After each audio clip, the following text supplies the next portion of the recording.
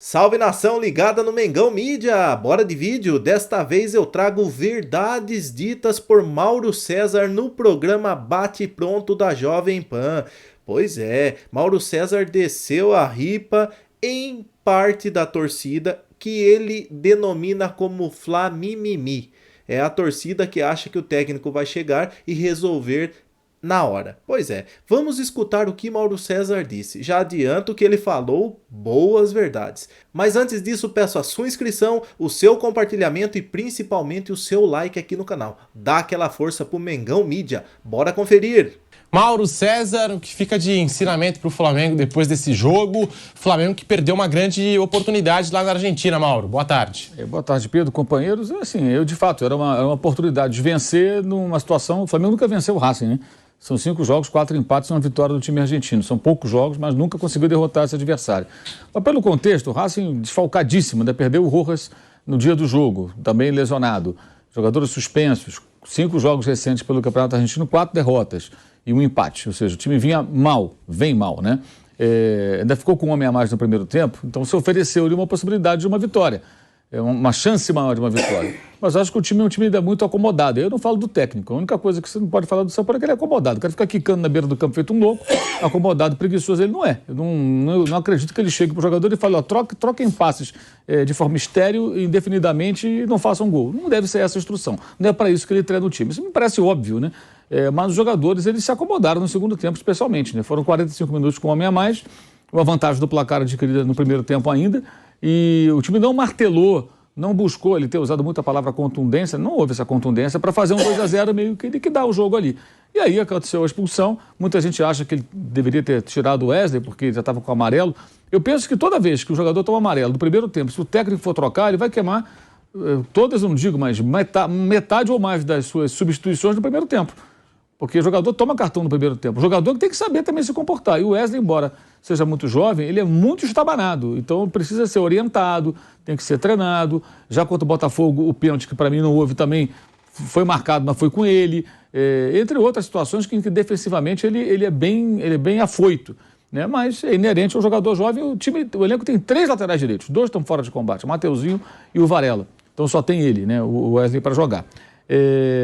Então acho que assim, o resultado foi frustrante pelas circunstâncias, mas para efeito de classificação não deve ser nenhum problema, porque vai jogar em casa com o Racing, vai jogar em casa com o Alcas, e o próximo jogo é fora com o Ñublense, que jogando em Concepción, no Maracanã ou em Plutão, o Flamengo tem a obrigação de ganhar. É o time mais fraco do grupo e joga numa cidade que não é dele, sem tanta torcida.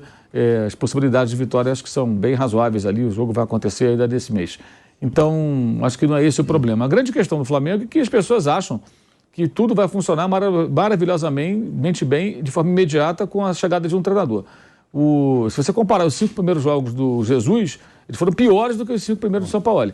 Ele teve uma eliminação da Copa do Brasil para o Atlético, teve uma goleada de 6-1 no Goiás, como ele teve também agora no Maringá, uma goleada de 8-2, tem esse ponto aí em comum, mas tem uma eliminação, tem uma derrota para o Bahia, para o Bahia foi do 6º jogo, perdão, mas tem uma eliminação, tem um empate com o Corinthians, fora de casa, que parece muito com o empate de ontem, né? Empatar com o Corinthians em Itaquera. Aliás, o único técnico recente do Flamengo que não venceu em Itaquera foi o Jorge Jesus, porque quando lá esteve foi 1-1. Estava 1-0 o Corinthians, o Gabigol empatou o jogo. E depois perdeu o jogo para o Emelec, que foi um jogo que quase tira o Flamengo da Libertadores, em que ele também foi muito questionado porque ele escalou o Rafinha no meio campo e não deu certo. E aquilo ali, nossa, foi uma enxurrada. Depois disso, ele se acertou, porque não é em 4, 5 jogos que você resolve. Eu já falei e vou repetir aqui. Se você olhar a tabela do Brasileirão, tem 5 times ocupando as 5 primeiras posições, todos eles têm técnicos que trabalham há mais de um ano. Isso não é coincidência.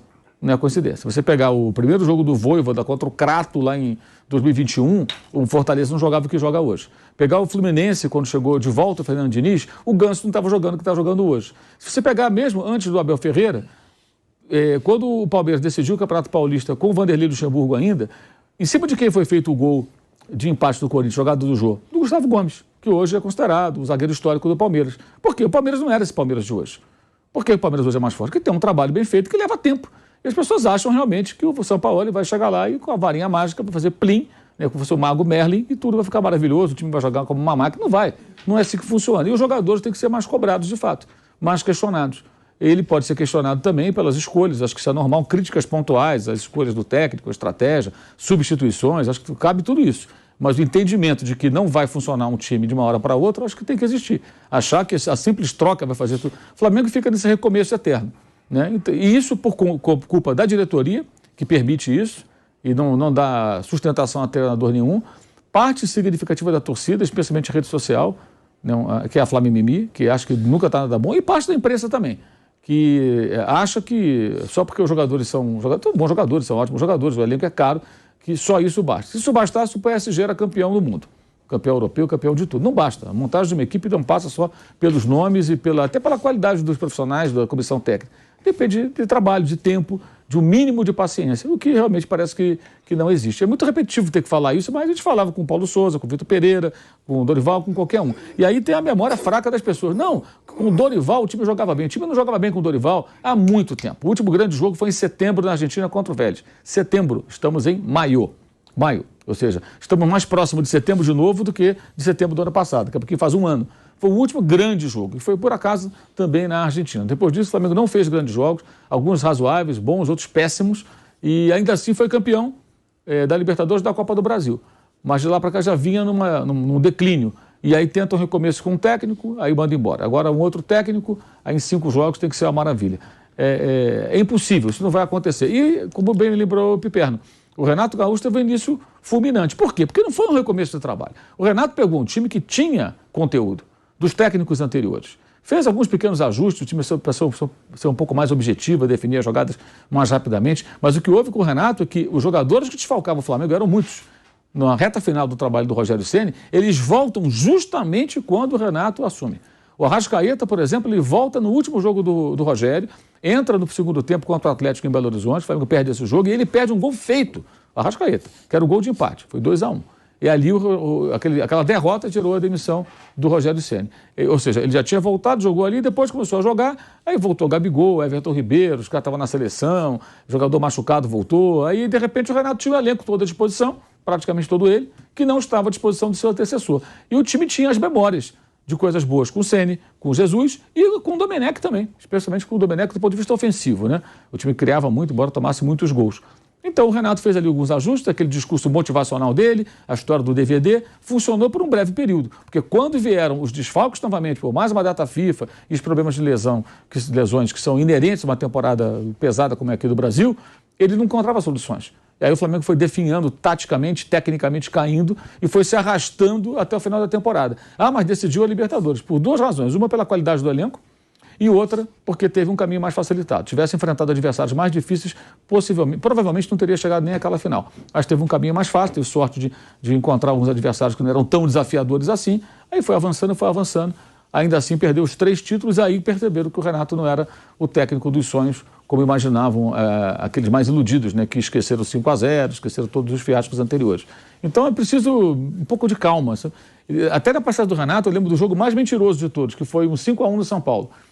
O São Paulo faz 1-0 do Maracanã, o Bruno Henrique faz um gol que é anulado, aí baixa lá um caboclo do Bruno Henrique, ele faz 3 gols. Ele resolve o jogo, assim, em poucos minutos, 5 minutos ele faz 3 gols. Aí o São Paulo, que é um time um clube cujos times, né, têm sido de baixa autoestima pela jejum de títulos e tal, a gente vê várias situações que o São Paulo toma um soco, ele tomba, né, ele vai a nocaute. O São Paulo foi nocauteado, aí o Flamengo fez 4, fez 5. Aí quem viu ele 5-1, nossa, que massa, o jogo não foi nada disso.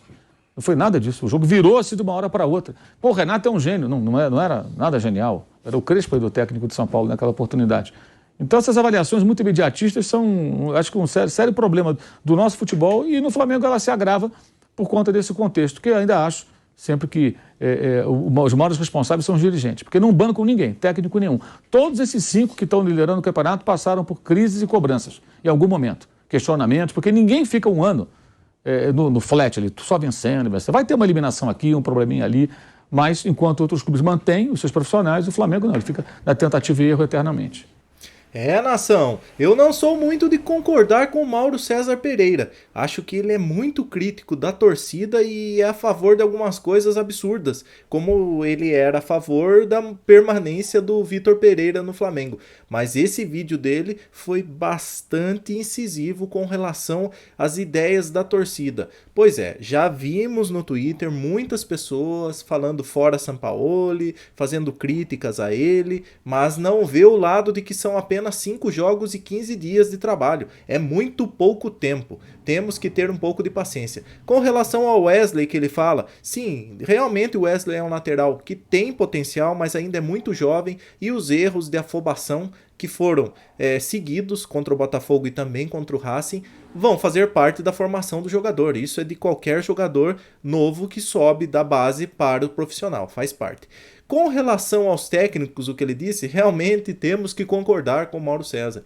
O início do Jorge Jesus foi muito fraco, absolutamente fraco. Aquela perca da Copa do Brasil para o Atlético Paranaense nos pênaltis no Maracanã. Depois, aquele jogo bizarro onde o Rafinha jogou no meio de campo contra o Emelec, que o Flamengo saiu de lá com uma derrota de 2-0, ele foi totalmente criticado. Aí depois teve também o jogo do Bahia, que ele falou que foi o 6º jogo, onde o Flamengo levou uma lambada do Bahia, errou tudo, que foi a estreia do Felipe Luiz, errou tudo que era para errar. Então esse vídeo ficou muito bom, pois o Mauro César foi muito incisivo e certeiro em seu posicionamento a respeito do momento do Flamengo após esse empate contra o Racing. Maravilha? Eu vou pedir para você aqui a sua inscrição, o seu like e o seu compartilhamento. Dá aquela força aqui para o Mengão Mídia. Maravilha? Saudações rubro-negras, até o próximo vídeo. Fui!